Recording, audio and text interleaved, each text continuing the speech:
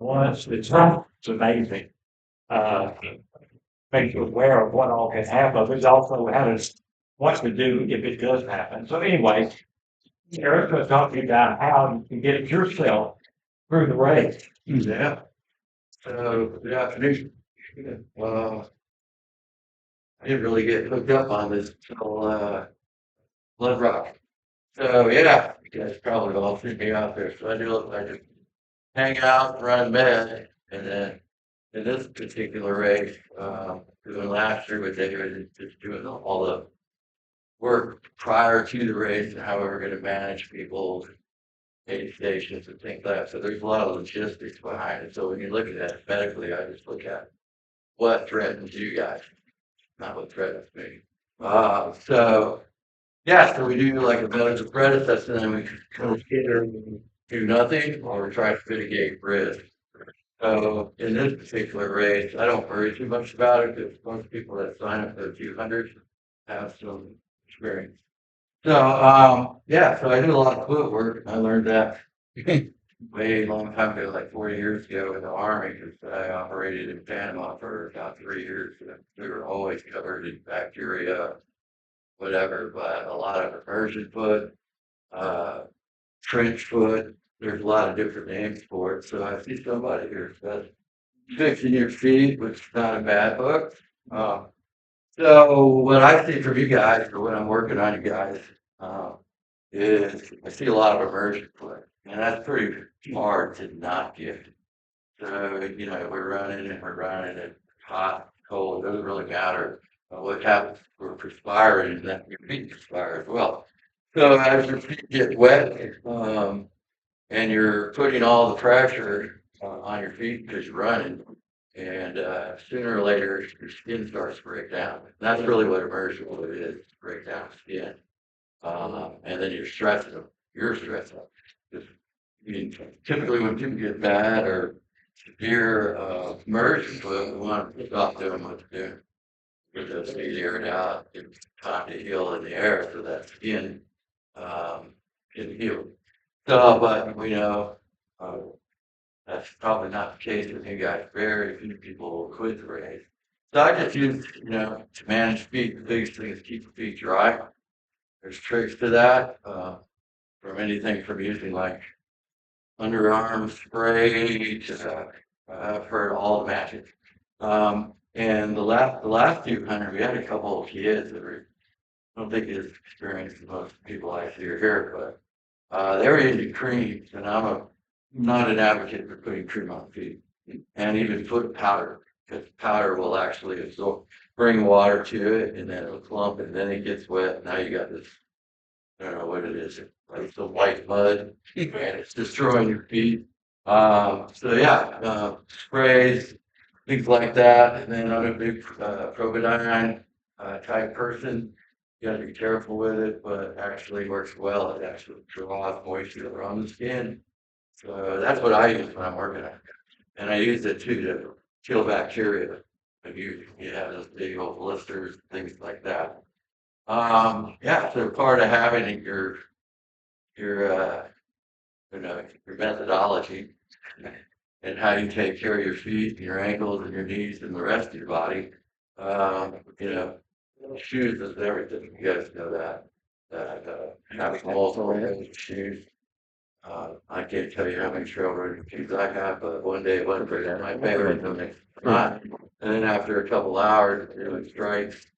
The shoes then start to open up, or whatever. You start causing pressure points on you. 330. And the pressure points usually turn into hot spots or turn into blisters. All blisters are is thermal injuries.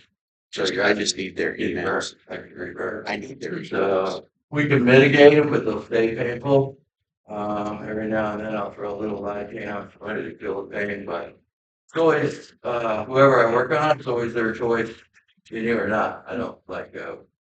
There's very few that I've said, like, I don't know if you ever see a picture of that guy under 200, he was about 9 miles below Chiha, and he got the Ultra 200 race ticket for a birthday present. He was wasted, tired like everybody. And if you lay down and ask for permission to work on his feet, I mean, I had to do actual abrasions, like cut skin off his feet. The cool part is he slept there the whole day. Oh, I didn't have to do anything. He was just like, okay, and then he was going. And I had his daughter with me, so we had a good conversation about birthday presents. Probably time to 47-year-old dad one next year.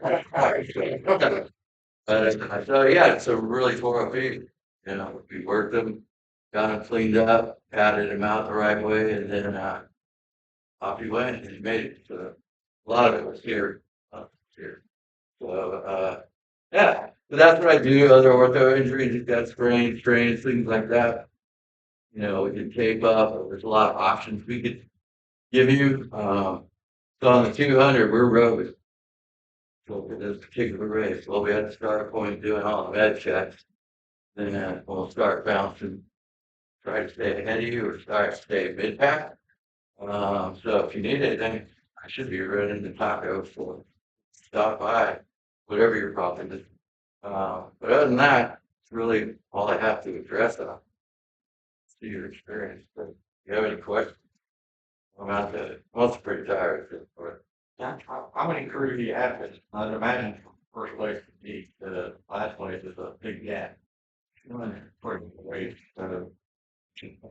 so I set up in like we take off and then I get well this last year was our inaugural race, right? So we figured things out.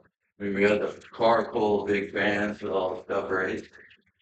So I got ahead. Typically the fast runners they don't worry too much yet, so I'm always looking at mid pack, backpack.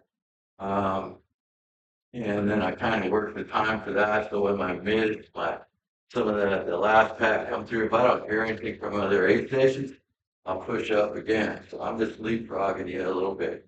Now, if you have an emergency out there, like I don't know, you're having a chest pain and trying to die, just call 911. Because we probably a lot of the race, the trail itself, you can't access you anything.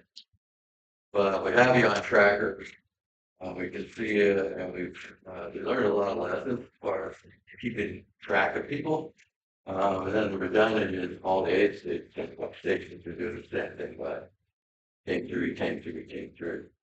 So yeah, and then if you got, you can. I'm just going to tag on to that. Should all carry something to mitigate what your problem's going to be out there. You've got thousands of miles on your body. You should what you have. You have blisters. You have blister mitigation kits or whatever you do. I go as far as carrying like standpoint and an age wrap when I'm especially running mid-30 or whatever. Because the injuries that I expect I will get, one doing Superman's, right? So either I'm gonna hit my head into a tree, go over one of the edges, and I'm gonna tumble. But it's always typically I'm gonna have an ortho injury, cat separation. So that's the stuff I carry in my pack. And both those things don't weigh anything. They don't really take up a lot of volume in your kit. So, things like that. Really nice people have a small, no, it's very. Yeah. Yeah. But that's all I really have.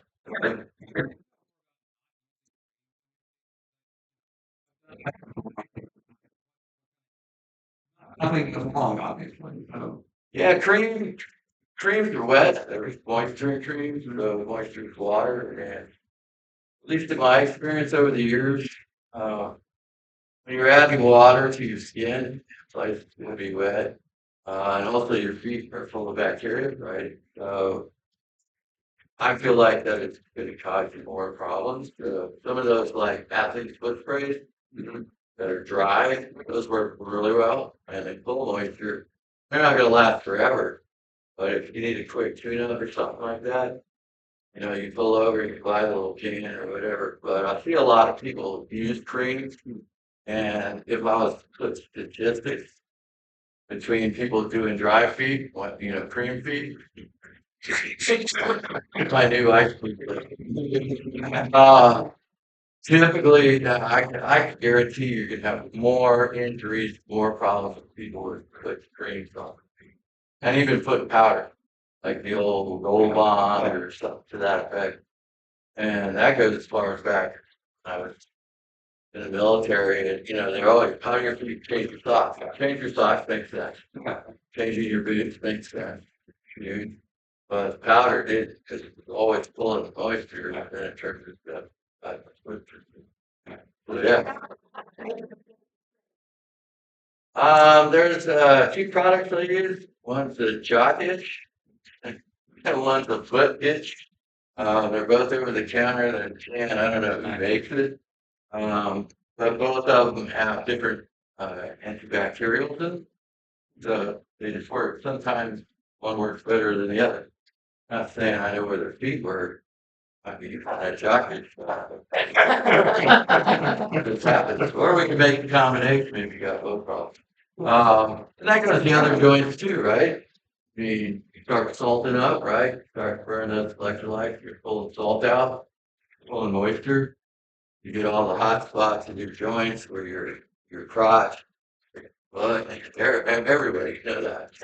And we need to manage that as well, because sooner or later you're so painful that probably not gonna run. Or not run very happy.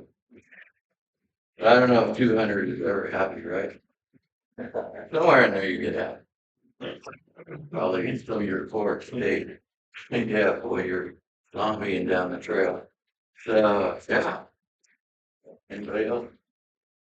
Right, thanks for your time, and we'll definitely see you better. Act like part. Go back. Ah. All for COVID, Aaron, if I were doing another one, flash scratch and blisters after my life. I never had a blister in my life.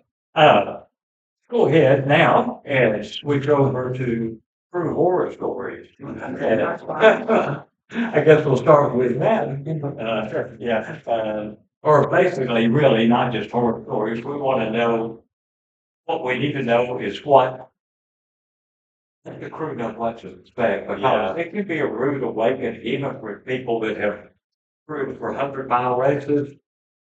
This is a whole other world sometimes. Yeah, and that's what I mean, again, I'm only speaking from, end of line runner and, on personal experience, but I'll try to kind of focus on at least three for hundreds and then a couple of 200s that I have, kind of just what's a little different maybe and what are some things to think about. I don't know how many you are here versus runners, but, I think the first thing that is probably common sense is that every runner preferences and needs are gonna be different, so I'm really only speaking about you've done, and what I've found and I think worked pretty well.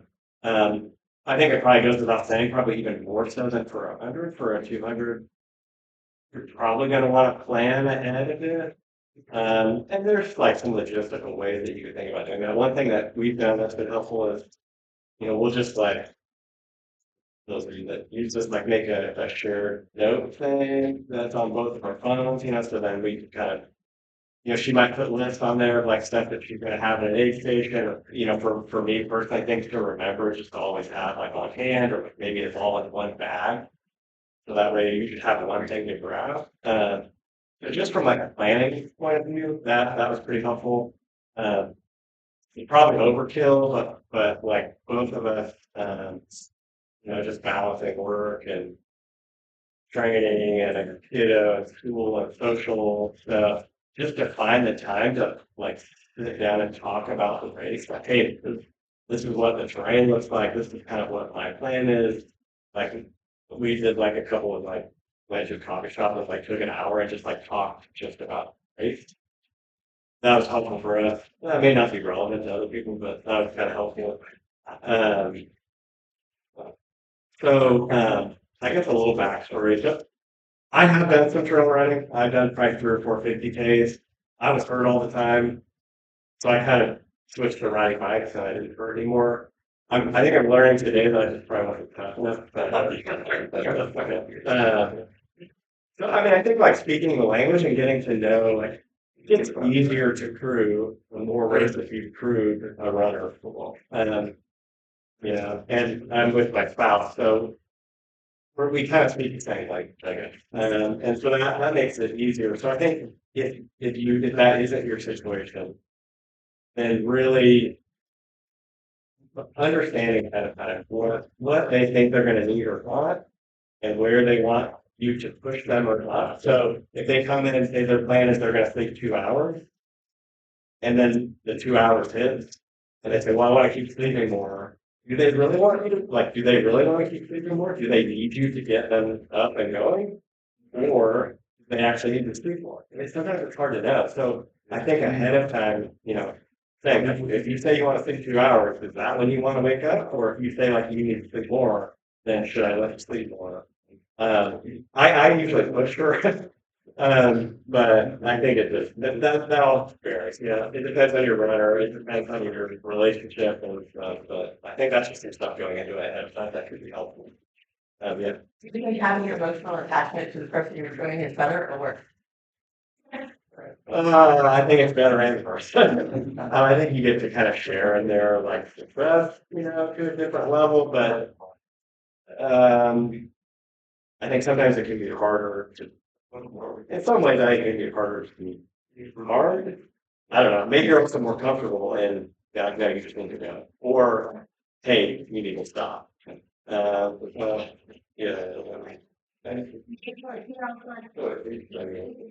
bit, it's given the opportunity to always show them at the very end. Because all my other pictures before were very soft and like I have a plan and I'm not leaving. But somehow when I get to him, he's like, I'm not here for several days, I'm tired, we're getting this thing done. And I just start to get a little more like emotional because I can be for him and I let my guard down a little bit. So if I had him earlier on, I could be able to. But having him later on when I can like a little bit let my guard down and know that I can continue and I'm gonna make it to the finish and maybe let a few tears flow is good, but I couldn't do that. So I think that having you know me really well is good, but having people that I might feel a little more like I need to put on a strong front and then. Yeah.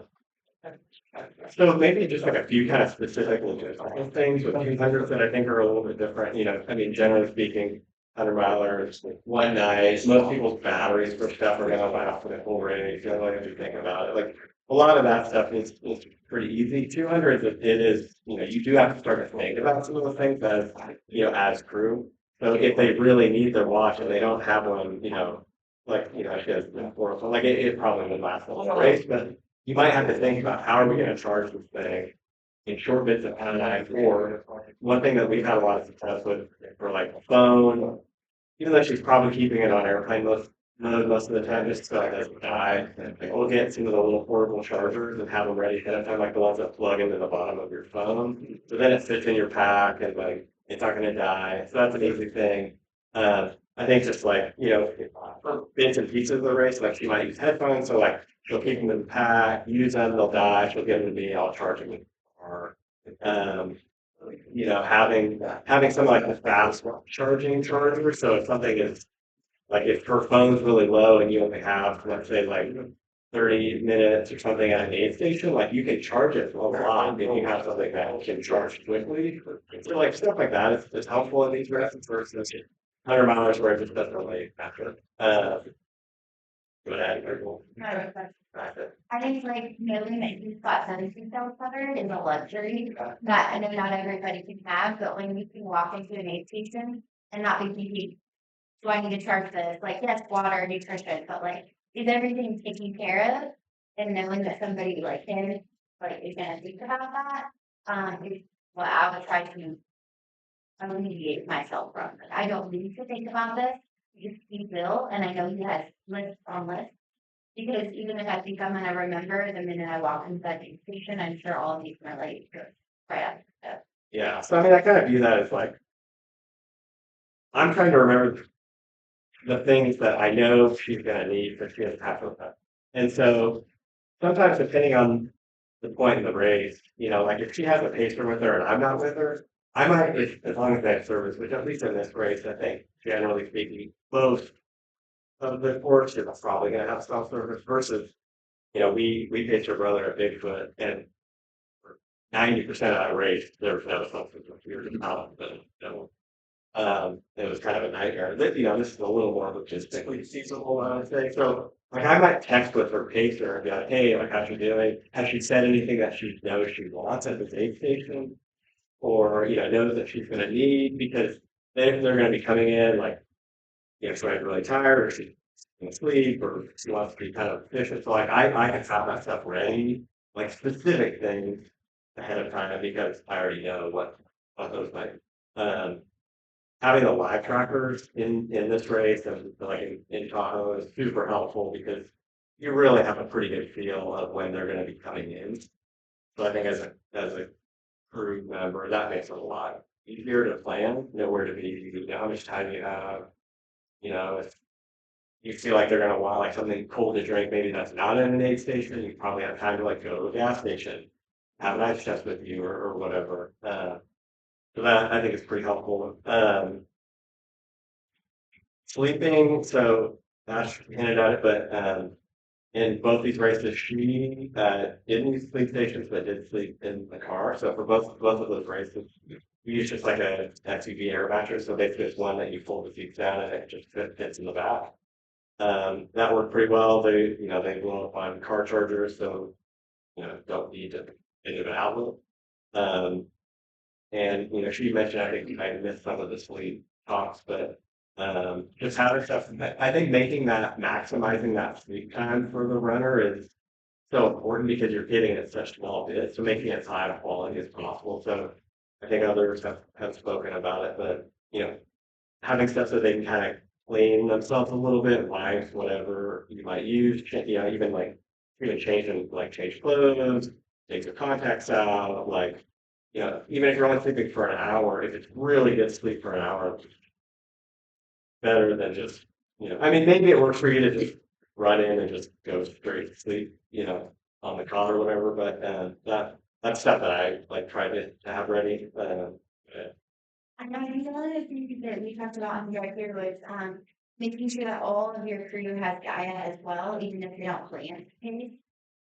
So that they have that, everybody has that, be really helpful, just to know have your bearings, especially because you may never anticipate racing and you may be, like last minute, and so having that is really, really helpful. And then taking care of yourself as a crew. Like you need to sleep so if you can have another person, that's great. But like making sure that you can't take care of your runner if you're not taking care of yourself as well. And first thing I think about is have you rested because you're driving. And so just trying to find those times, but it happens. You have quite a big gap between senior runners. It's not so just making sure you take care of yourself. Yeah. So, I think those are the main, yeah. Well, I got a question about that. These points for 200 miles, statistically, how do you manage pacers, vehicles, lodging? Do you have, like, is hot fitted from Alton to Rome to Oxford? Or do Yeah. you basically centralize and have an Airbnb someplace in Rome and just try, I mean, Yeah, that's a great question. I mean, I think if you live within driving distance and dependent on what your plan is with your runner, that's obviously like we live in Birmingham. So, it was feasible to drop her off at the start and I came back for something like that. In that first minute. we're back, right? Yeah, I did go. But yeah, I mean, I think it depends on where your crew's coming from, so for her, most of her cases were semi-local, Birmingham area for the most part. So they like we did have to figure out some logistics with where to park the car, where to because it is point to point. And so like others who have done even point to point 100s, you have to kind of figure this stuff out if you have pacers that are driving themselves. So we coordinated a lot of that ahead of time. We kind of knew who was going to do what section. And so usually what we would do would have them park their car where they were going to finish. And I would meet them there, and then we would drive to wherever we were going to meet. They were going to meet or to run with them. And that tended to work pretty well because they had the car there when they finished. That said, if you have to backtrack at aid station, it's not like the drive times are pretty reasonable between, in this rate. Again, like I'll contrast it with Bigfoot 200, where the shortest drive between aid stations is an hour. Shortest. All four service roads, no cell service, all dirt roads. It was, I mean, I'm not trying to say to never do great, but as a crew, it was pretty challenging. So then to do Tahoe and even point to point at this race is, pretty feasible. So I think some planning that ahead of time, knowing what sections your pacers are gonna run. And then if plans change, you figure it out now. Like if your pacer is only gonna do one leg and they decide, hey, I'm gonna stay and do the next one, then you may just have to drive it back to the car. Or if you have another crew member that has a car, or, you're gonna, so there is a little bit of that you have to figure out, but, no, not bad. You can also download it, you can download the Yeah, entire map. that's a great way to go. One other logistical thing, if in case there are areas that you don't have cell service and you're trying to navigate, I tend to use Google Maps, and one thing that I have realized that, crewing in some areas where we didn't have cell service is ahead of time, you actually can download map areas so that you don't need cell service for Google Maps to route you where you need to go. For those that haven't done it, like I'm sure you can look it up online, it's in the little app, you can basically select a part of the map, want to download it, or download it. So if you're just gonna punch in, whatever, aid station or whatever, in Google Maps, and where you're coming from, you don't have cell service, it'll still get you there. So that's a helpful tip. I do have the guy app, I load the route on there, just to have it. Yeah. My question, you bring your son with you on race day? Yeah. It all depends on the race and the situation. I mean, 100% gender, usually not, at least not that part. So we usually either have, yeah. Right, and I mean, we also don't have parents local either, so there's some planning that goes into the races that she does and how we manage that, like. So last year, family had his grandparents in Ohio, for the week, and the weekend around that race, Got 4 kids. yeah, They're excited to be my only race crew. yeah. And so, Yeah, I think. I don't know how that's gonna go. I think I can. But I think if you make it an adventure, like, Yeah, I mean, that's. and I never, so kind of going back to your question, I never stayed in Airbnb or hotel. First night, I came back for again. Second night, I slept in the car. Just little thing or Massachusetts, we don't slept, but just on it, whatever aid station she was gonna be at. That third night, I was running. So, Yeah, I think like, he's good at it, like, he doesn't do the multi-grade stuff as much as it's focus for both of us, like, we're on a mission.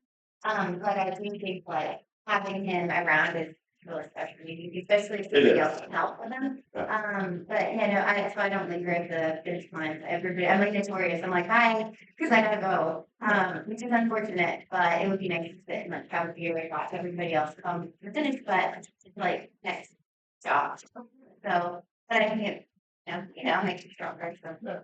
And this is my only one. Yeah. But like, I mean, my kids are probably more excited Yeah, about this than yeah. I am. You make it kind of a big, Yeah, I mean, that's- adventure thing, like. but I'm not gonna take your buffalo to show and tell to do all. Doesn't matter to us. Very happy about RV and Yeah. doing a camping adventure for them. I think it's good for them to see parents work hard. For something like that. Yeah, I'll bring something real quick on the navigation part. Yeah.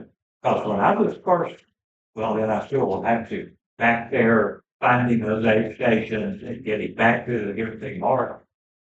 There's no service station, as everybody knows. And so that's where I just used my guy out. And it showed me where I was. And so you look at the road, say, okay, well, here's whatever road. And you might have to do a little interpretation and some rotation, but you keep yourself on the right road. That's where you may have to turn off to go to an aid station and it'll let the zoom in and out, but it will get you there where there's absolutely no cell reception. And I think you can do that with Caltopo too, can't you think so? Because it shows you where you are. But anyway, that's what I had to do on all those, to get to all those aid stations locations in Georgia, back on the backside. Because once you go over those mountains for golf, there's no cell reception.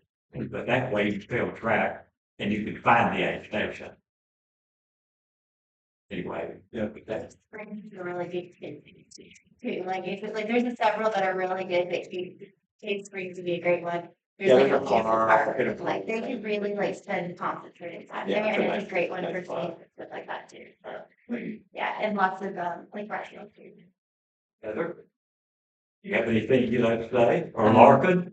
The third member of the family has arrived back here. You remember the picture of Bill and Larkin standing there with Heather in the middle. They both had their blood rock buckles from 2 years ago. So. Yeah. I would go that far because, 2 races ago, Larkin was waiting on me, I guess I'll get responsibility. Larkin was waiting for me to come with all cafe and a train stopped on railroad tracks and I could not get there. So that was my fail because I got the paper map out and saw where things were, but I had to come up with a new route. So just telling the crew to always expect the unexpected. And I will say, every time Bob has had his best race, I'm having my worst. I've been without a month, I had to tell your crew to bring tow rope, because I did not have one, you never know what's gonna happen. So have a paper map, have a tow rope, whatever, I mean, there's always something that we need that we don't have, so my list but this in the crew box, just keeps growing, because every race is different, but that's the fun of it. You can ask Bob, we needed tweezers at Bob's first 200 miler because he had a splinter in his foot and we were trying to get it out. Neither of us could ever get it out. It is. So, and yeah, make sure, like you were saying, make sure your crew knows they are responsible for their own comfort and that they need to sleep and eat. I feel great if I can get at least one hot meal prepared by somebody else during a race like a $200, and sometimes that's from the aid station. And I have to say that you will be well cared for, because David puts on the races, all the volunteers from Birmingham are the best there is. I know from personal experience, I know when I go to other states and other places that I'm not gonna have as good of support as I do when I'm here in Alabama with one of David's races. So, almost anything you will be able to provide. I would say that the first time our kids spent with us at a race, Morgan, I think 12 or 13 will cruise with me for the day. Know your kids. Our daughter, we were like, we're not allowed to come. You're not gonna last for a couple of hours. And she still doesn't. She made it through 100-mile race the whole time, one time. But that is too rough to be for, which can be. But then they start driving, they can drive you to these races, and they can be up with you the whole time. And that's been some of my best memories have been with Arctic for the dad, because we're there the whole time. I typically don't leave a course because I could get lost and not make it back to where I'm supposed to be. I'll leave and get lunch and that kind of thing, but I just leave in my car the whole time. It's too much trouble to go somewhere, find somewhere to stay, get back to where I'm supposed to be. It just never lines up for me. Now Larkin was the one that stayed out for this whole 200 miles and stuff. So do you want to speak to the crew experience and what you had? Like, you had plenty of time to sleep. Yeah, it was very relaxed for me, I'd say. But I was just living in my truck bed pretty much. So I had a loaf of bread, peanut butter, and jelly.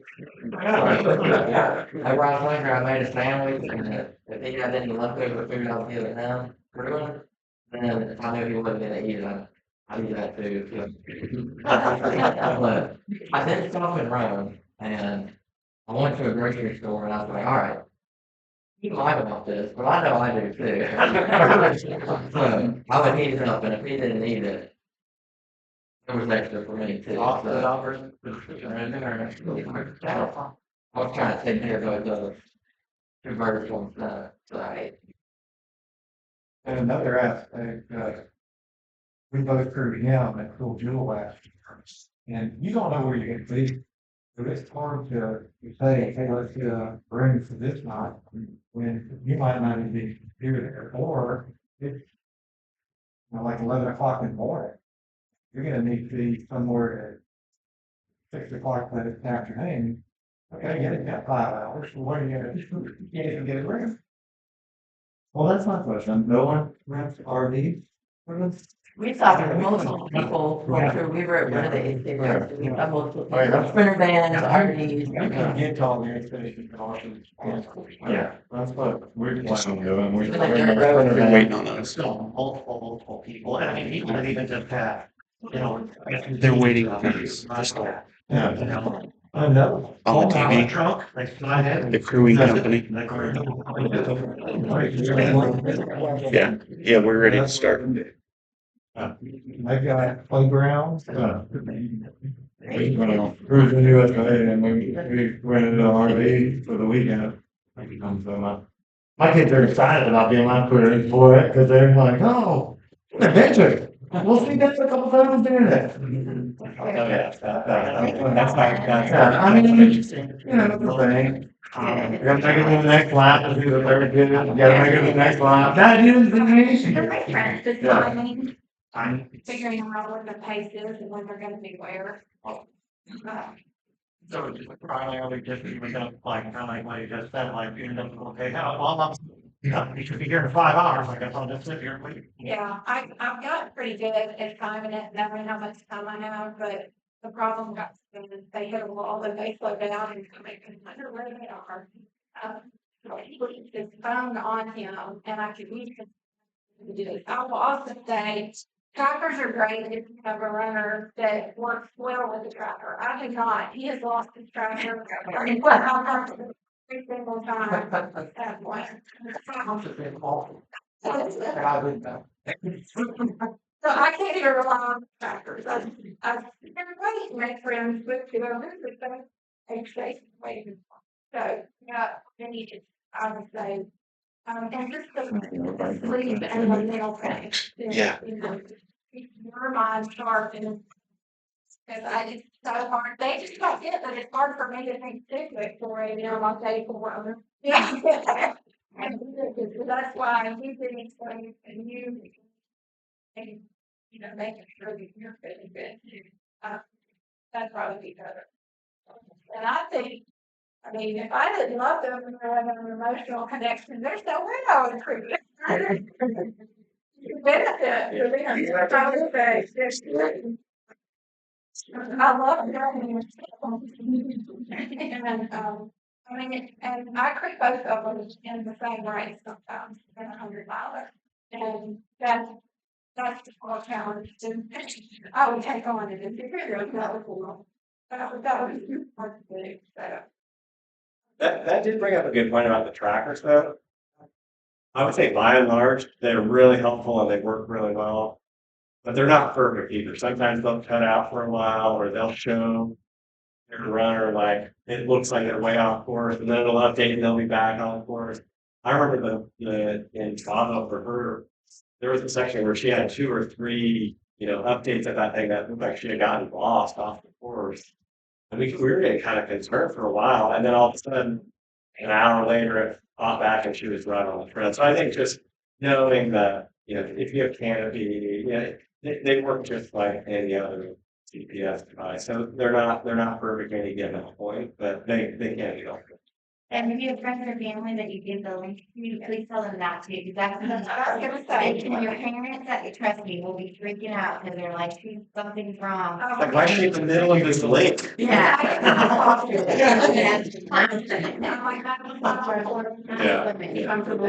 Because some people like, as wonderful as they are, and they're a huge asset, they're not perfect.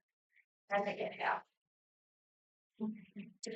The first time I did Show Jewel, I fell at mile 45, and tracker came off of me, and it right back in my pocket. Well, it stopped working. Yeah. So I'm carrying it all the time, and I'm getting, it's like, it hurts. And then same thing, this stopped working at mile 80 something. I made it back, I finished the race, got back to my doctor, and race director comes over and says, your wife is just all change. One thing I did want to mention too is, have your runner have all the essential items in a drop bag in case you don't make it there as the free person, so that they're not just relying on you. You would have, just a one shirt where you think you're gonna need it, and then they can take it along the way if you don't use it. But that's one thing that we do that's really helpful. He runs by himself sometimes without a crew or pacer, so he knows how to pack. So I don't have too much that I'm carrying into the next station that's not in a drop bag that's gonna be there waiting.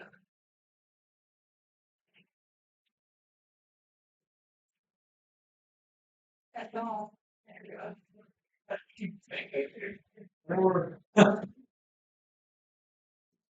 Before David comes up, we've got a Zoom with, Ashley Crosby and Brittany Kohler, who have the company called Chaos Crewing that plan to be here. And all the flights got booked. Got canceled. The last one was canceled at 10:30 last night, so they didn't make it. So we're gonna see if we can get a Zoom meeting going. Hopefully we'll be able to hear them and they can hear us. So let's see how this goes. Can you hear us, Ashley? Hi, yes, I can hear you. Okay, give us just a second to adjust some volume here.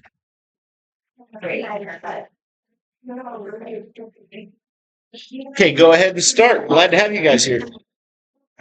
Thank you. Thank you for hosting us. I'm just going to record this presentation for you. Recording in progress. Start that right now.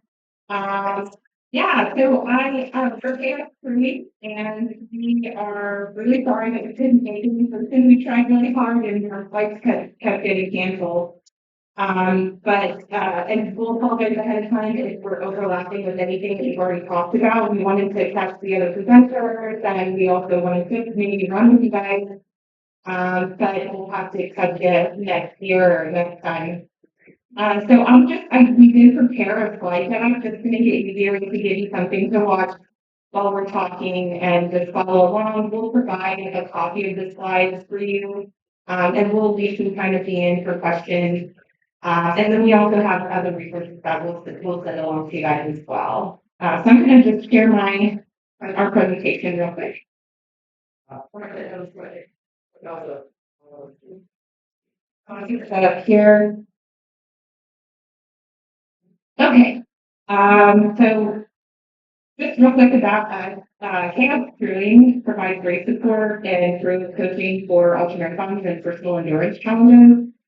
We have supported a number of different athletes and from middle and back of the Packers at many different events. 200, we've been to Moab, Bigfoot, Cowboys, Coaching Nomad, the Speed Project, just to name a few. We planned and executed the support of several SKCs at a range of distances. This last summer, we crewed a 4-man cycling team at Race Across America. So we've done a 300-mile stint across the USA in 14 states, and that was a 10-person crew. We were not the lead. It was a great learning experience. That's just a little background on some of the things we crewed. And then we also helped put together plans. We volunteered at races. We co-directed or hosted races. And we've even I've even crewed a 90-mile snowshoe ultra race. So we've run the gamut in terms of experience, and we're learning new stuff all the time, and that's where some of our experience that we're going to share today comes from. And we just hope that by participating and partnering with some of the race directors that we've been working with, that we can just bring more people into the sport and give crews confidence to help support you as you're running these super long distances, and also sort of empower you to surpass your goals. So today, you're hearing from me. I'm Ashley Kurt Crosby. I live in Rhode Island, and Brittany and I started this business a couple years ago. We're going on this will be the beginning of our third year. We had another person that helped get us started, and she's since left, so you might see stuff about her on our website, but now it's Brittany and I kind of running the show.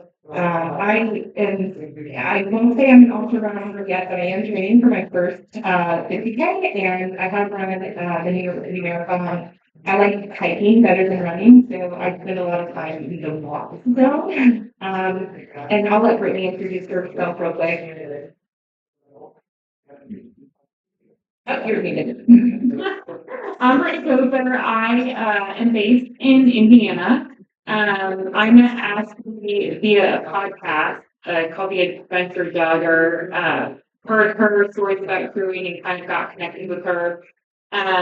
I am an ultra runner. I ran my first 100-mile race last year in October, had a pin, and I'm looking for a 100-miler in this fall, and I think I might do the Pinhoti. So I've been looking forward to being there this weekend and seeing that trail because it would be the first time I was out there. But yeah, we will get started with this presentation. If you have any questions, just let us know, and then we'll go from there. So we are going to start with, this is kind of like our roadmap. It is the Southern States 200 map. I edited it a little bit on CalTopo just to give a visual like that. We're going to go through trail and race etiquette, recruiting 101, pre-race planning logistics, execution, debrief, and then we'll review kind of what we provide to our athletes and their teams. And so that will send to you, and we can email that to you afterwards. All right. So as far as, actually, it's you. I started the presentation on the old version, so go ahead and take that trip. Like it, not go on. So as far as trail and race etiquette, this is really common sense when we think about it. But some people who are fairly new may not follow or know all of like the etiquette processes, and those people who come from road running over to trails definitely tend to throw a lot of trash on the ground, and they're not fully understanding like what trail and race etiquette is in the longer distances. So it is common sense, but it does need to be stated and stated multiple times. So you see it in the runner handbook. The Southern States 200 handbook runner manual is amazing, actually. So kudos to you guys. I was really impressed going through that. It has so much of everything you guys need. But basically follow the rules. The race directors, volunteers, and everyone put a ton of time into this. It takes a lot more than just setting up a race. There's the permits, the legalities, providing the safest route possible, and all of that. So being grateful and graceful, especially if something is not going perfectly. As far as the environment, we want to keep it clean. What you take in, take out, kind of leave no trace type of thing. Southern States 100 and 200 is a published race. So just being aware of the environment. This is kind of common sense, so I won't spend too much time on that, but make sure you know that runner handbook. And I'll just add we've seen a lot of crews who are new and a lot of people who are new who do race before as point to point or longer distance events. And one of the issues that we found is that they start thinking about other athletes. They're so hyper-focused, especially because the stakes are higher, you have a longer distance. There's a lot of components and things that the crew is having to watch out for their own athletes, that they can be hyper-focused on that individual. And sometimes they will sort of be in the way of other crews and other athletes. So just from a standpoint of race etiquette, making sure your crew is aware of when other athletes are coming in, if you have an entered an aid station, making room for people to get work on and get the aid that they need at those aid stations. So crewing 101, this was supposed to be the slide we presented first, so I apologize if this is a little out of order, but I'm gonna go back to that and want to talk about why we have. And simply put, from our perspective, that sharing that experience with crew can be really enriching for your whole team, not just the individual. We recommend that you're taking people who actually want to be there and people who enjoy spending time outdoors and they don't mind preparing for weather conditions. And we also like to pick people who are really resourceful and can handle changes or adversity or even just being adaptable to the myriad of things that can happen when you're out there on the course. We get a lot of people that say to us, well, like, do you recommend family currently for the athlete? And I personally think it's a great opportunity for people to bond with their family members and loved ones. That said, all you need to do is make sure they're prepared. And that sounds simple, right? So we did try to simplify it, and we do try to simplify that for you to help guide it. It's really hard because you're getting coaching advice from your coach, and then you have to coach your crew on how to support you. So we can sort of help build that bridge between what your coach is wanting you to do, what you want to do, and what your crew ends up doing on the race day. And that's sort of what we're going to cover here. But preparation is always key. Just, anyone can crew you as long as they're fully prepared from soup to nuts, not just understanding the course and what you want in aid station, but also how you communicate as a team and understanding like having contingency plans for all of those little things that you maybe aren't being prepared for anything by, should I say. Okay. We'll move on to pre-race planning and physical fitness. Yep, so a lot of the crewing aspect these days does come in pre-race planning and going through the runner manual. So this can be done up to 1 year in advance and then realistically right up until the race.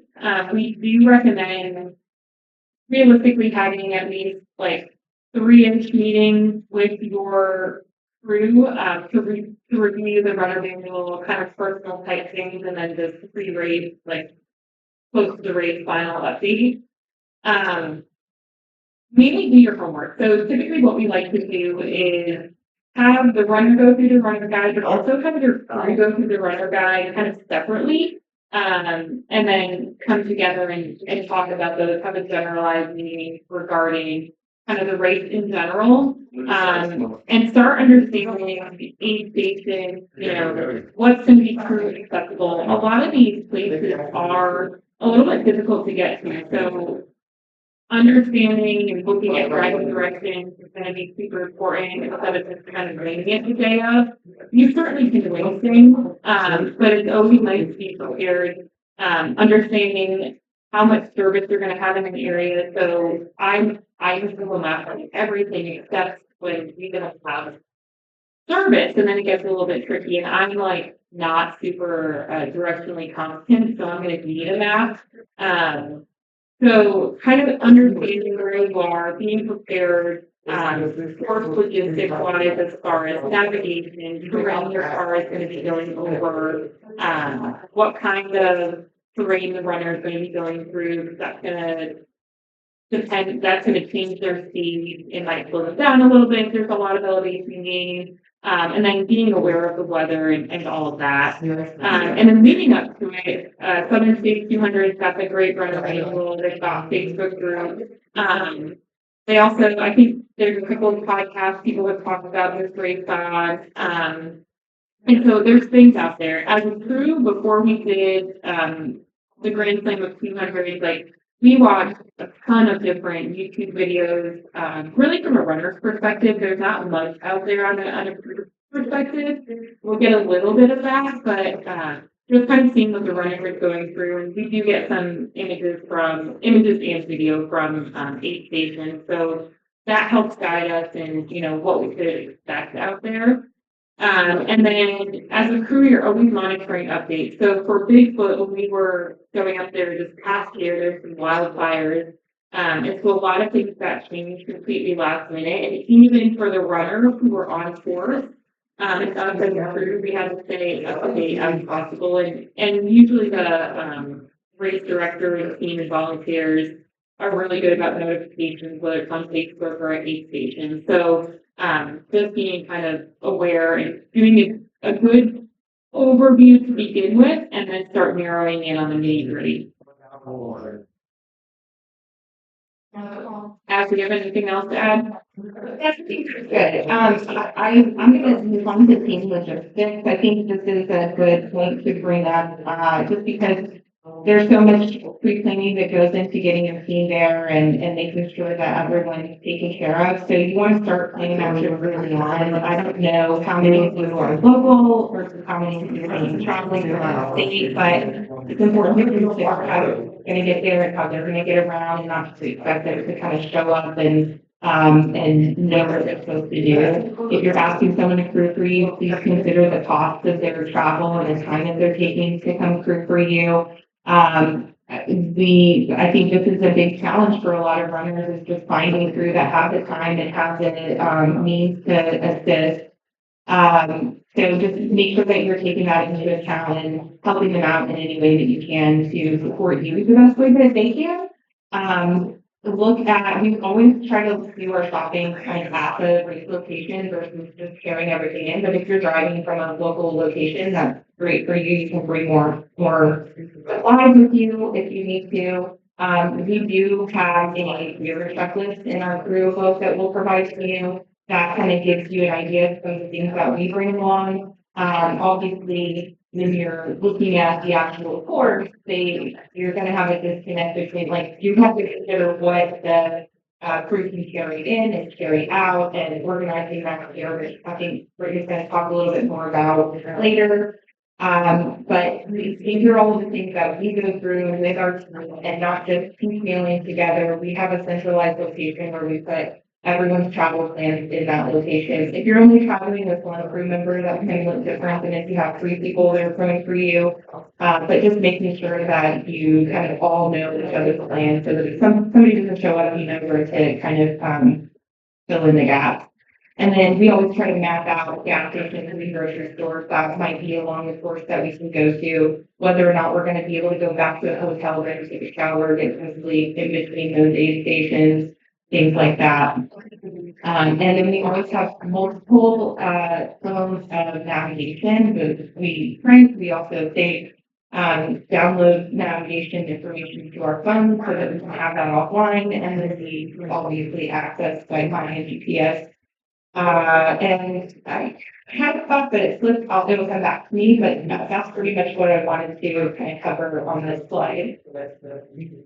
Did you add to that? So, it all kind of intertwines, so it's hard to like focus on just one thing, because when we talk about this in general, it all kind of intertwines. So when we talk about runner aid, typically what we like to do and how we communicate with our runner is we talk about what their agency goals are, just to get an idea of potentially how fast we're going to be going versus they just want to finish in the state time goal. I think Southern States is 96 hours total, I believe. I think last year the fastest runner was 48-ish hours for male, and female was a little bit more than that. But I always want to try and understand agency goals, like if we're totally like going for it, what do you think we can do? That's based off of potentially previous races and the first 200. Giving some numbers could be helpful. Knowing these will probably change all time. Our Bigfoot Penny ended up running like 6 hours faster than we had anticipated. So your crew is always going to be flexible. So we like to measure runner pace, and we'll show you a chart that we utilize. We typically try and get the pacer situation handled beforehand, and trying to understand exactly what sections the runner is going to want a pacer. So a lot of times it's maybe in the middle of the night. For some people, a pacer may say like, I'm doing this, it's the flattest section, that's what you're going to get from me. end of story. So trying to get those figured out beforehand is going to be important. You certainly don't need pacers. It's always nice, especially when you're sleep deprived and feeling low. It's always nice to have someone just out there sharing miles with you. And then managing pacers, so they're going to have all of the gear on the required gear list, making sure they've got enough food, making sure they've got enough what they need as far as like if they take their equals, if they need certain medications on them, so all of that. So they've got to be managing themselves as well. And a lot of times pacers are part of the crew. As far as nutrition, everyone is a little bit different, and I forget if I saw in the runner manual, so I apologize, what nutrition Southern States offers, but some people like certain products, so making sure that nutrition is able to get there, whether you're driving or flying or whatever. Certain gels and stuff cannot be on a carry-on, so kind of keep that in mind if people are traveling in.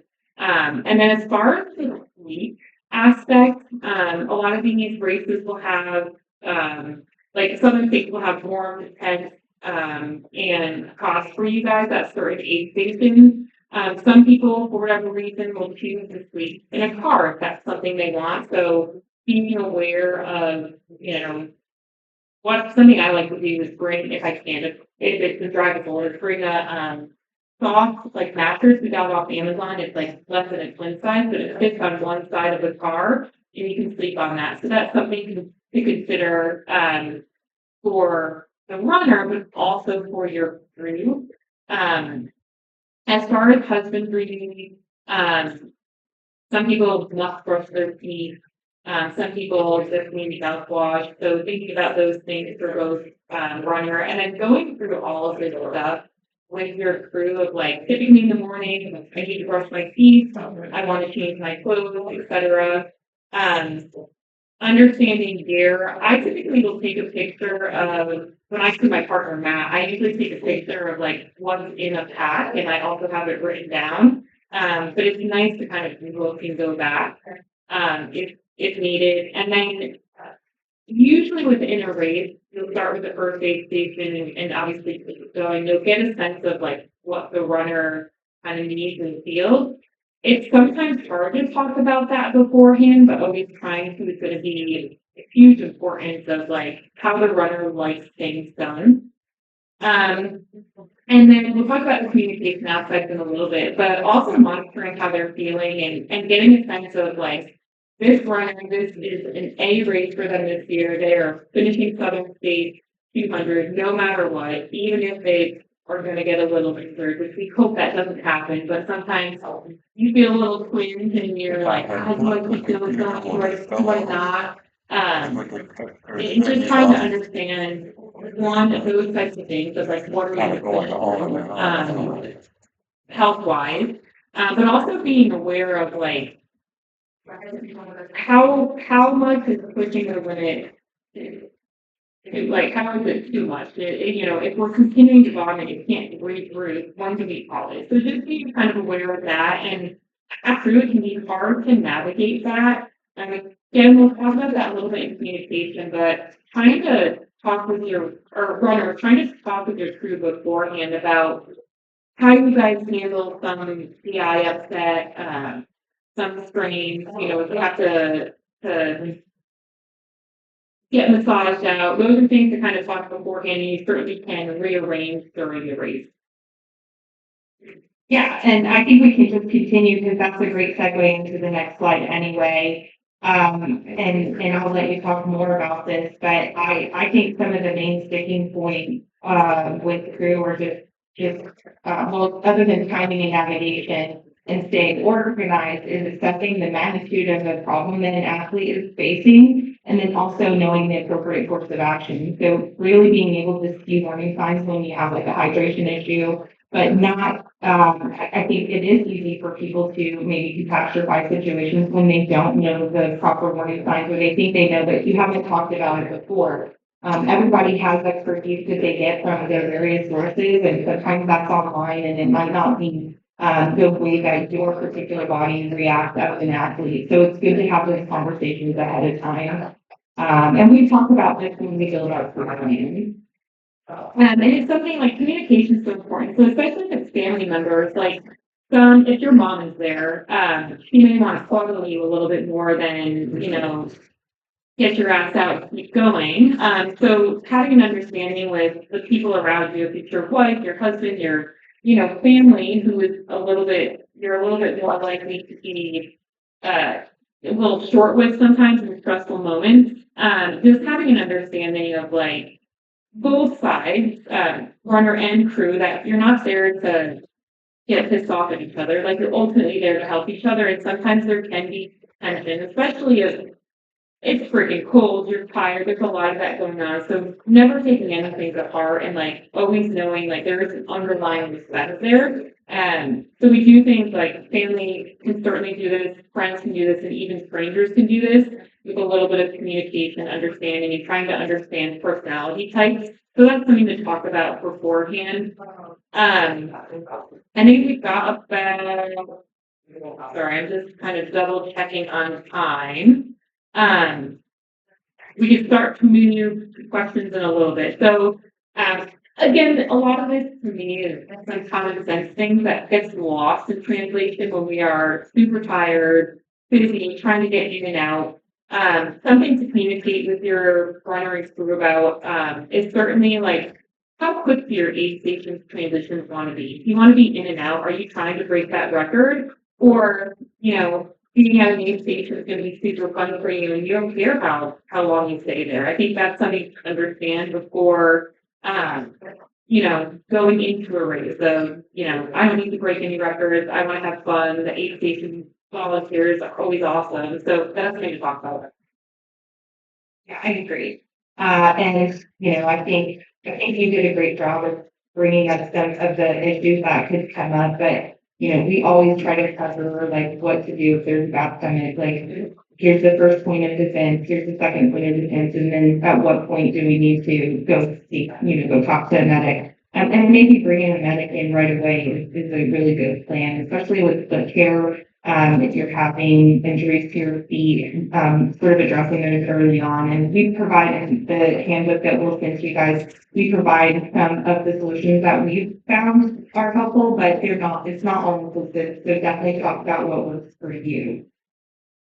And Brittany started to touch on this earlier, but we put everything together into a spreadsheet, and we also have a crew book, like a crew handbook / guide that we put together for each race for each athlete.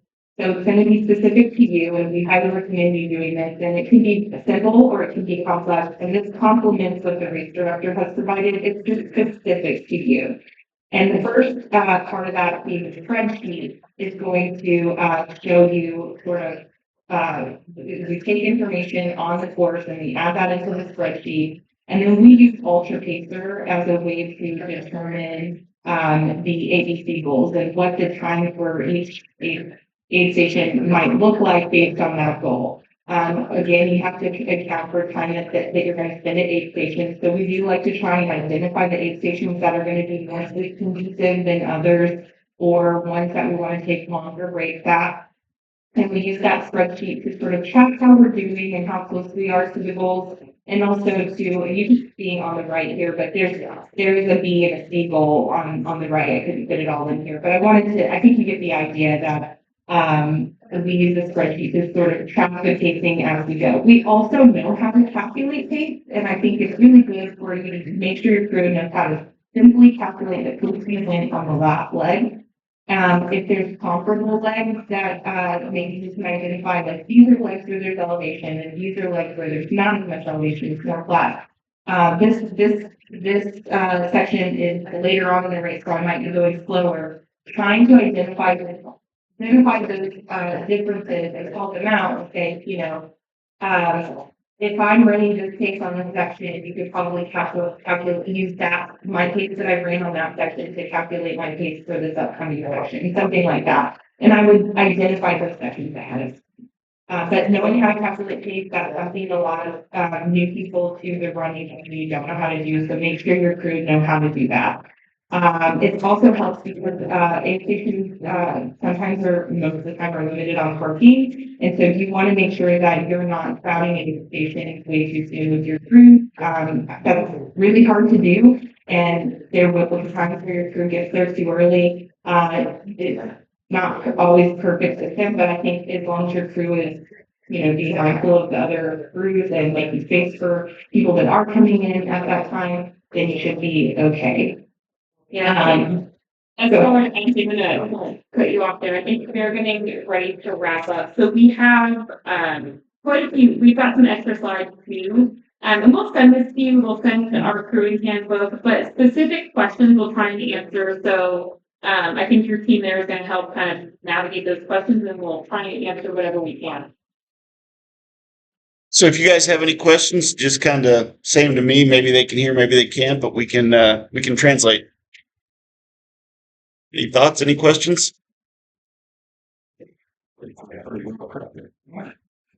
And again, a lot of this will be provided to you guys via your email, so you'll have access to it. It's been recorded, and then obviously all their contact information is available. So,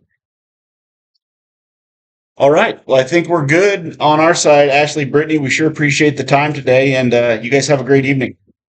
You too. Thanks for being there. Thanks. Thank you.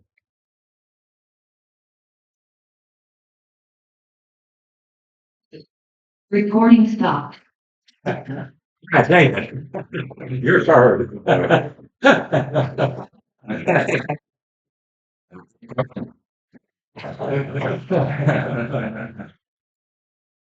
Okay, so I prepared nothing.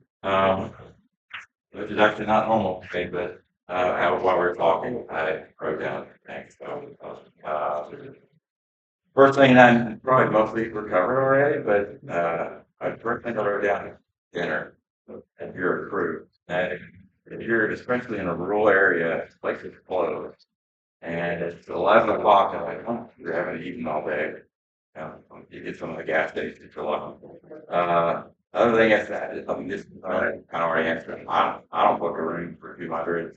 I did once book a campground at Moab, and actually I went. This kind of goes to another point I had. I went to Tuesday campground. I didn't camp, but it's pulled a truck in and flat. They did have a shower, which was nice, but I missed Nikki at the aid station that next morning, not because I didn't have enough time going into the next point. Make sure you know exactly where that aid station is well before you need to be there. I couldn't find it. GPS was not working on my phone. And there was just one turn. I drove by it 20 times. There was one turn that I missed, and she sat in the blazing sun in Utah, waited on me. She had nothing for a few hours.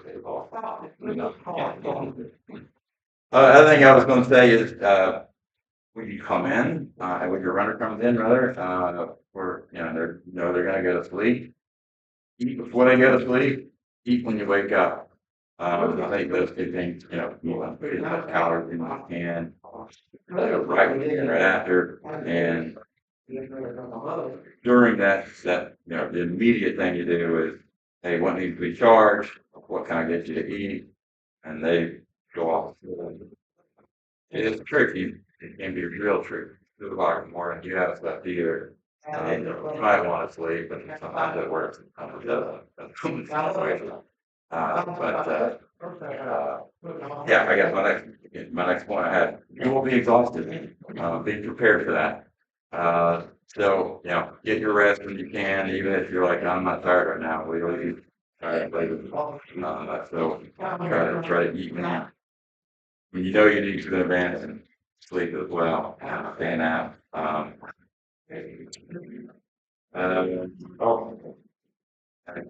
You will forget things the next week or down. So I know from I've not run a 200, but run plenty of hundreds. I can think 4 minutes before I get to the aid station, I this, and this. And all I can remember is one thing when I get there. Same thing happens for her. You're like, oh, I need to use all these things, and I have to do this. And then when she gets there, she's like, well, this, and this. And I forget everything. prepare for those things and have them sit there ready to go. Otherwise, they're gonna forget. They're gonna be going, oh, I should consider that, that nutrition or whatever. So I learned that. That way. When I don't go them all back to the car to get the one I was. Yes, and sometimes you will need your sprinting shoes to run back to the car, to grab something, for your runner. We try to do that for each other, actually in different races. Did try to leave the last race, without her shoes, she really didn't need it. Thankfully, someone kept her there for an extra couple minutes. Sprinted to go get them. Any questions? I got a question about this particular cat. Are all the aid stations parking in close enough so we don't need like a wagon to carry stuff? Yes. Pretty much you can actually get it.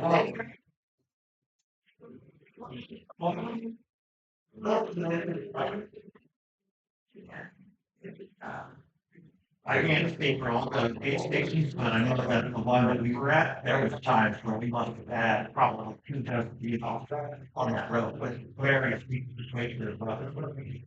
And again, like out of those 2,000 people, half of them were people that are sick. And the other half is people that are waiting. It was the first year though, so I think these roads are gonna get busier and busier. On a great wheel, apartment floor, and not to say that couldn't happen, but, I know on this one, nobody was more than just lost from where the runners were coming. Only it's the last one I lost also, where there is a park, but you're parking on the side of the road, that's not your. Okay, that's my. We stopped. I'm changing the direction. And I guess that's a question for David. There's a couple cruise stuff on the runner's manual that says possibly. There's a couple aid stations that say possibly. It doesn't say yes or no. Which one? I heard it, but I agree. There's two of them that said, yeah, they think either says yes or no, and it's Possible, but they're still kind of possible, but I think you've got to get approval of the forest service. okay. And so those two, One of them I think is. yeah, and they're all gonna be, everybody will be so scattered out and it's not gonna be a parking issue, but it's their concern. I think all of those, they don't even say no to the group, they don't have an option there. But, okay, I'm pretty sure. I feel like it'll be open.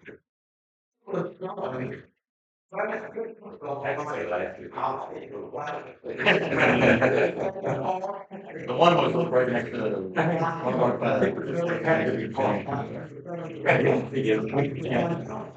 Oh, they're probably high forest, so we can't flow those steps into the forest, in the national forest. So they are the forest. Because the only two that we're concerned about are three are the ones that say you can't specifically go to those for one thing, but I don't have to go up to John's Mountain, which is the disaster. You have the whole mountain. But we're locked up there.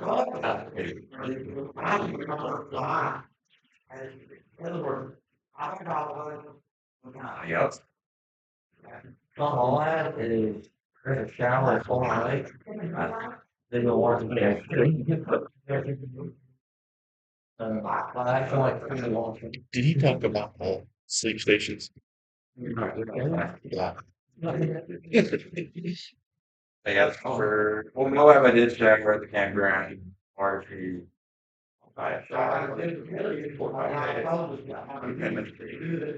He is good.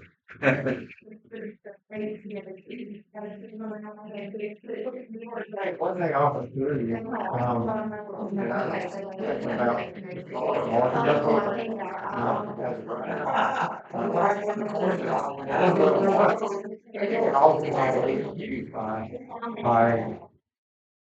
color service, use the same colors.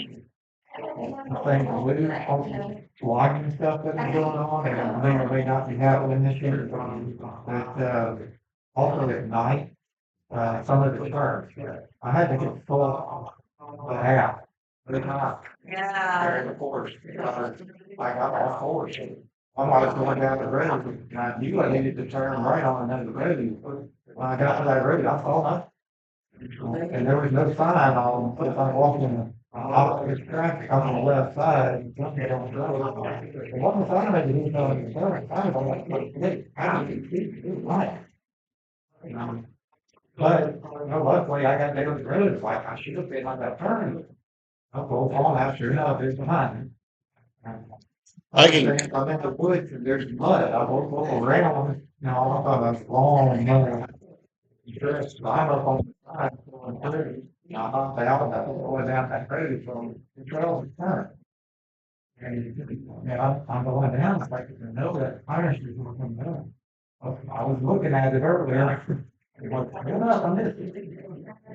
I'm found out there's several people who do that same thing, but after the race, and all the people were talking online. And you get back there, it's like, there's like, I don't know. I got all those, just a little bit, just to avoid that much.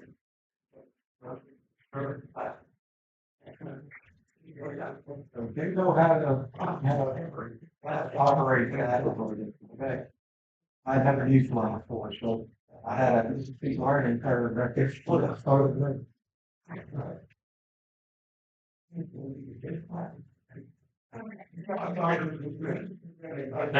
you. We learned a lot last year. We learned some things that didn't work, things that did work, things that got changed. One issue we had was three critical terms besides flags. One where it would have sent people off down the road for who knows how far until they realized there were no more signs.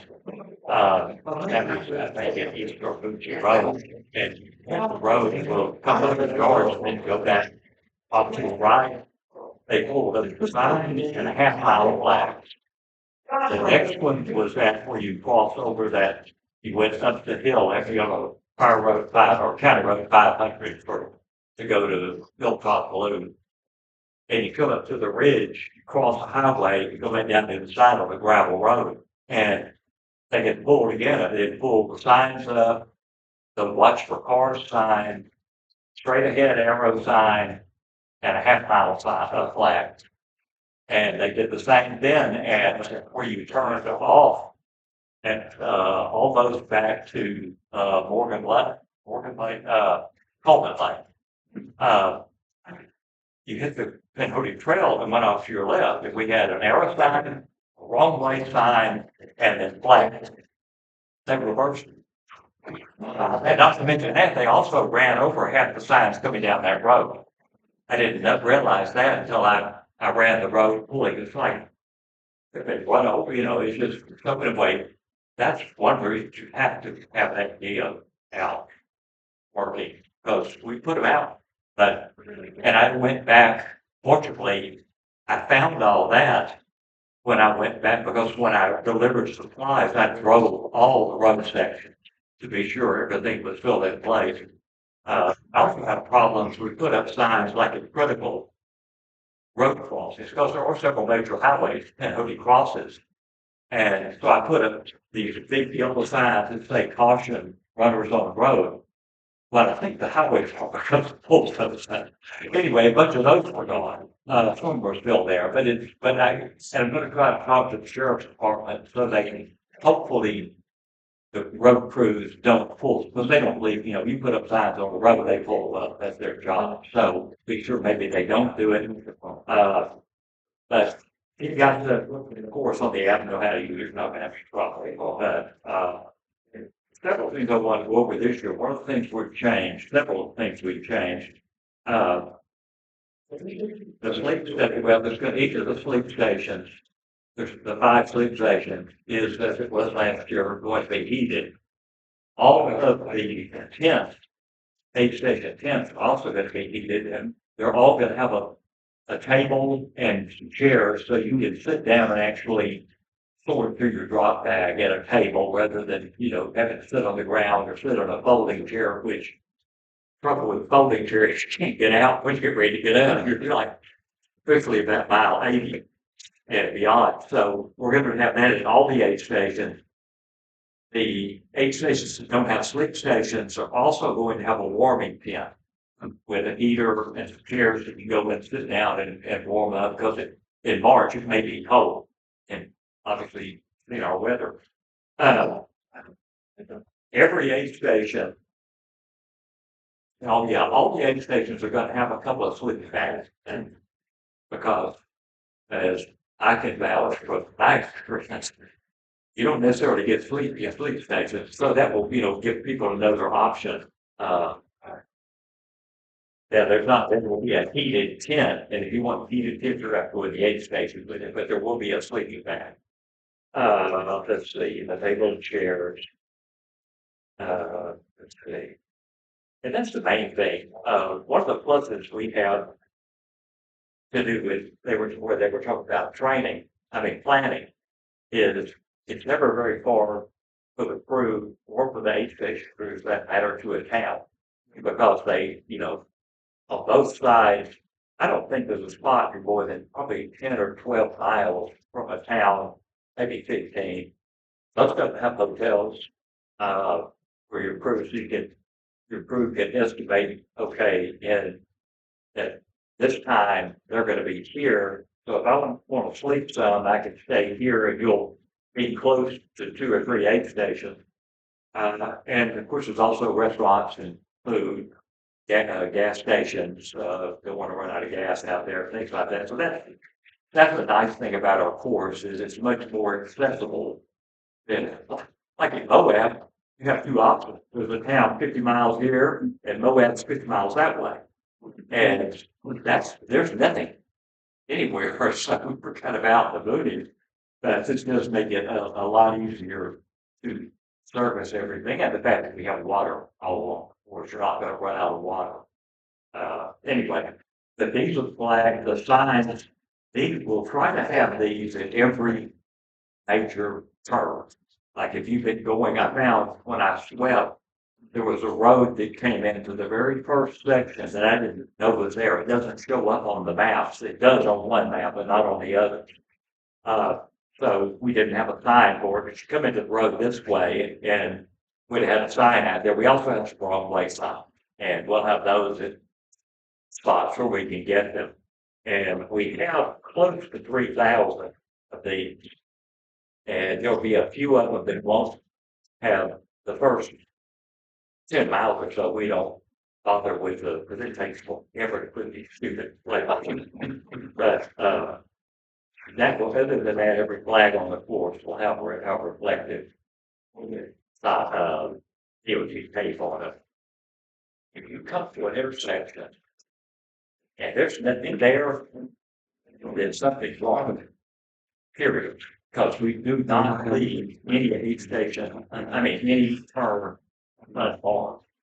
If the crew, whoever is marking, we sometimes run out of signs, they'll take a few up on the mountain. Well, that may not have quite enough, or they put too many, so they get to a spot.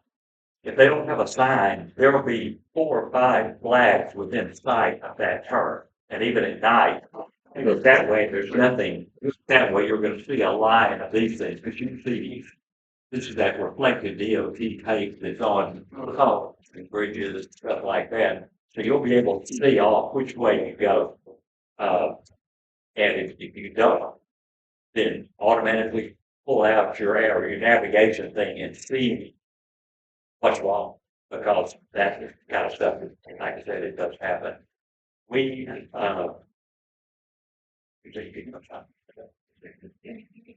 That's probably about it. We are going to have 3 Starlink phones this year. One of us, either Jonathan over there, who's been taking care of all the computer stuff all day, he last year was he helped me Dave putting up all those stupid tents for 200 miles, which is a job. And then came back and worked with helping us get them all pulled out. We have to carry, we can't leave anything to it. As people come out of the last aid station, we have to pull everything down through to him. And Michael Stevens is off, getting engaged. Officially, no, they wouldn't got officially engaged, so we need. Just celebrating it. They're celebrating official engagement this weekend. Are trying to keep everything, so we'll have probably one of those two. We'll have one of the phones. We'll have one of the phones with whoever is going to be at Ball Rock. And I know Mary Jo, that's her right job. She goes up there and she's at the finish. And if you haven't met her, that's Mary Jo Wade. She's the incredible person to come over to office. It helps. She's also a fun. So, so we'll have a satellite phone there. Every Jameson has a satellite phone, and we'll give it. Everybody will have those numbers. And in case there's an issue that comes up, you need to have those numbers in your phone so you can get in touch with the proper person. Primarily Aaron, if there's a major problem, and he can coordinate whatever needs to be done. So other than that, I don't think there's a lot of, that is just like regular old race plan. So thank you all for coming and doing it. Yes.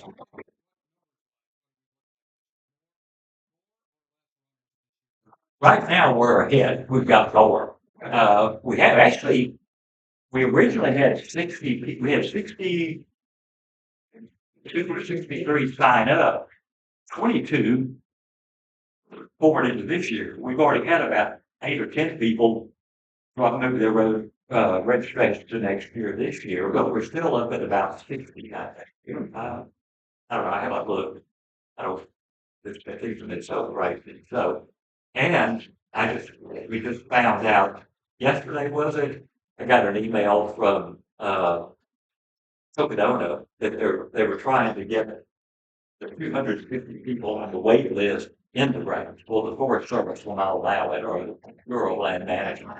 So all those people are now not running. So I'm hoping a few of them come down here and run our race, but we can let them in. But anyway, we're just adding a lot of equipment and stuff like that will make it not anything most people will notice, but it'll make everything, I think, better. We'll buy a whole bunch of extra heaters. Yeah, we'll buy a whole bunch of propane tanks. That's not fun. What's the major benefit of neutral diet as opposed to putting the GPS route on whatever other navigation you're Garmin or anything? Which is the final, they're on the website. And if you go down, it'll say download the file. And I've done that. I just didn't know if diet was a specific requirement for this race. No. It's any navigation that you know how to use is fine, whether it's your watch, any other app. There's all kinds of stuff. I like Gaia's free. Sure. And it works great. And like I say, it's just about it, it's without it till low out actually, and they require same thing, some kind of navigation on it. That's all that matters. It's just that we're not crazy about roads. I mean, as long as you're behaving and not doing cutting the corners or getting in a car, doing what you're, just it's like I always put this different thing in there that says you can't ride. I mean, everybody knows that, and it's almost silly to put it in. I do anyway. And I have some people that have kind of pulled some weird things. So, but we're just not going to be. You weren't supposed to. I actually got in trouble at Owen. I was about to fall asleep going up the geyser path. It was freezing cold. Michael is in a pair of shorts. I mean, it's below freezing. And I had been going so slow all afternoon. I know he was about to die. And there's a bend in the road and I was a flat rock over here. Well, I was headed with a flat rock. I cut across the rock. And somebody from the crew came up and said, you can't cut, come back here. I had to go back to the road, go around, and I would have probably saved 5 feet. You know, it's just, we don't do that. We want people to be able to enjoy their run. And, you know, of course, that the restaurant has a whole lot of people, and I suspect they have people trying to pull stuff, and I can kind of understand their point. But anyway, we're just, you're not getting kicked out. We might tell you, don't do that. Then, you know, we're not going to stuff like that. But here's anything else. Anyway, we want people to have fun and enjoy it. That does remind me, last year, the Wallsville aid station is not on the computer. You're going up to it, and you have to spend all out and back to that aid station. You don't have a choice, you have to go to that. You have to go to all the aid stations. And somebody did, went straight. Unfortunately, that put them up in a place, they placed. So it was obvious what they did. They said, well, I didn't know we had to go there. And I was out, so I didn't know that. I would have given him 2 choices. Go back to that aid station or you're disqualified. But the people at the finish didn't do that. In fact, they gave him an award. We immediately when I got back, changed that, but I still had to get another award made, and I'm sure that person still has that award. Anyway, They resolve all but that's cutting course, you know, everybody knows you. Anyway, so don't, you have to go to all these. Anyway, well, Logan should have some food out here ready for everybody. He has all kinds of veggies, non-veggie, what all. Whatever you need is out there. everything. I don't know. It's impressive looking. Rules are over here. If anybody wants to do it, have some cool.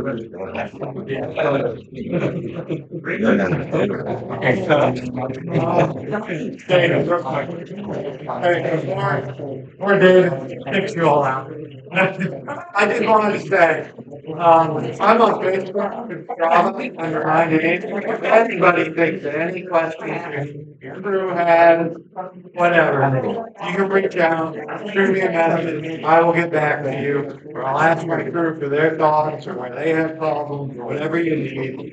You know, and if you can find the other people, I bet none of them are gonna. Yeah, I think that we'll be happy if you'd like to contact them. If you want to send me, it might be best if I just send it to me and I'll forward it to whoever. Unless they want to just give it, so fine, you get.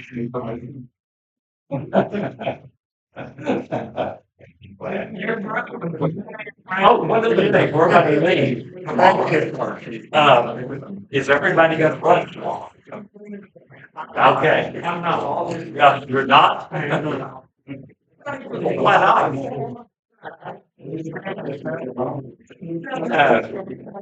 We will actually, that's what I know you guys.